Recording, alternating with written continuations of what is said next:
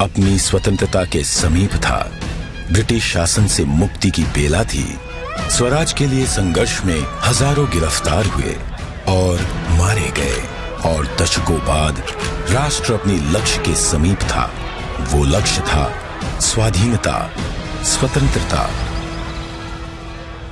अब अंतिम viceroy Lord Mountbatten को एक महत्वपूर्ण कार्य करना था, भारतीयों को उनका स्वराज्य सौंपने का कार्य।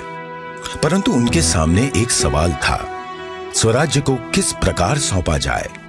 ऐसे में हाथ मिलाने की रस्म शायद ही काम आए। तो इस गौरवशाली क्षण के प्रतीक के रूप में कौन सी रस्म अपनाई जाए। उन्होंने पंडित जवाहरलाल नेहरू के सामने अपना ये सवाल रखा।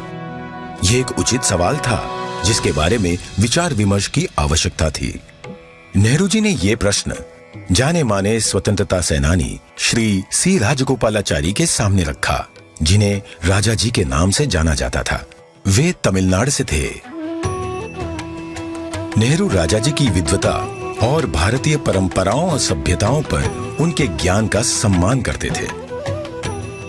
राजा जी को इसका समाधान भारत के गौरवशाली अतीत में मिला।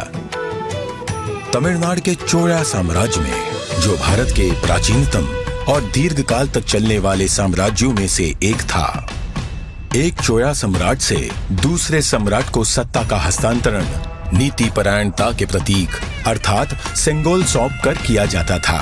भगवान शिव के आशीर्वाद का आवाहन करते हुए उस समय के महंत द्वारा सेंगोल को आशीष प्राप्त होता था।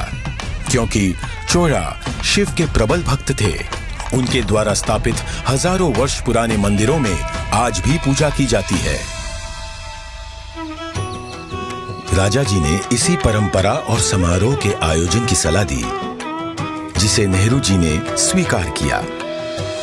राजा जी ने बिना समय गवाए इस समारोह के लिए प्रमुख धार्मिक मठ या आश्रम तिरुवावड़दुराई आदीनम से संपर्क किया, जिसे 5 सदियों पहले स्थापित किया गया था, और ये तब से चोला भूमि के केंद्र में स्थित है और आज तक कार्यरत है। तत्कालीन मठ प्रमुख 20वें गुरु महासन्निधानम श्रील श्री अंबलवाना देशिका स्वामी ने अपनी अस्वस्थता के बाद भी इस कार्य को स्वीकार किया। उन्होंने सेंगोल बनाने का दायित्व मद्रास के प्रसिद्ध स्वर्णकार वुम्मड़ी बंगारू को सौंपा।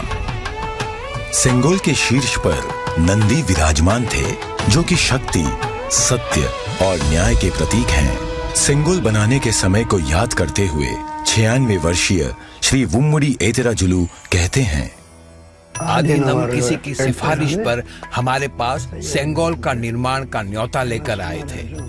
उन्होंने हमें इसके चित्र दिखाए। यह एक गोल लंबाकार वस्तु थी, जिसे बिल्कुल वैसे ही बनाना था। यह एक महत्वपूर्ण स्थान पर जा रहा था, इसलिए उच्च गुणवत्ता आवश्यक थी। हमें इसके निर्माण का आदेश मिला। यह चांदी से बना था, जिस पर सोने की परत थी। आदीनम के सानिध्य में इस निर्माण से जुड़कर मैं बहुत ही प्रसन्न था। स्वतंत्रता सबके लिए गौरवशाली क्षण था, पर आदीनम द्वारा हमें सेंगोल निर्माण का दायित्व सौंपने से उस क्षण का महत्व बढ़ गया था।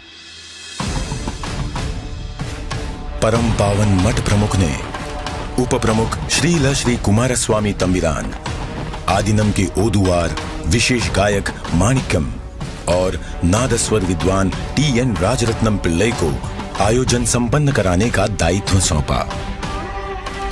ये दल एक विशेष विमान से दिल्ली पहुंचा। 14 अगस्त 1947 की रात्रि को श्रील श्री कुमारस्वामी तंबिरान ने रीतिनुसार सेंगोल को लॉर्ड माउंटबेटन को सुपुर्द किया और लॉर्ड माउंटबेटन से उसे पुनः स्वीकार किया। तत्पश्चात सेंगोल पर पवित्र जल छिड़का गया। शोभा यात्रा के रूप में इसे पंडित जवाहरलाल नेहरू के पास ले जाया गया। इस अवसर पर ओदुवार ने तमिल संत तिरुज्ञान संबंदर द्वारा रचित कोलर पदिगम से श्लोकों का पठन किया।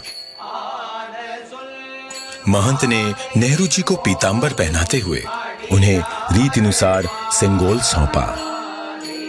अडियारगढ़ वाणिल अरसालवार आणई नमते, अर्थात ये हमारा आदेश है कि ईश्वर के अनुयायी राजा स्वर्ग के समान शासन करेंगे।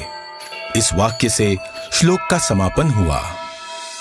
इस प्रकार 1000 वर्ष पूर्व की सभ्यतागत प्रथा के अनुसार दक्षिण और उत्तर के असाधारण एकीकरण द्वारा राष्ट्र को एक सूत्र में पिरोते हुए शासन का हस्तांतरण हुआ। तत्पश्चात नेहरू जी ने श्री राजेंद्र प्रसाद सहित कई नेताओं की उपस्थिति में सेंगोल को स्वीकार किया। आगे चलकर श्री राजेंद्र प्रसाद भारत के प्रथम राष्ट्रपति बने।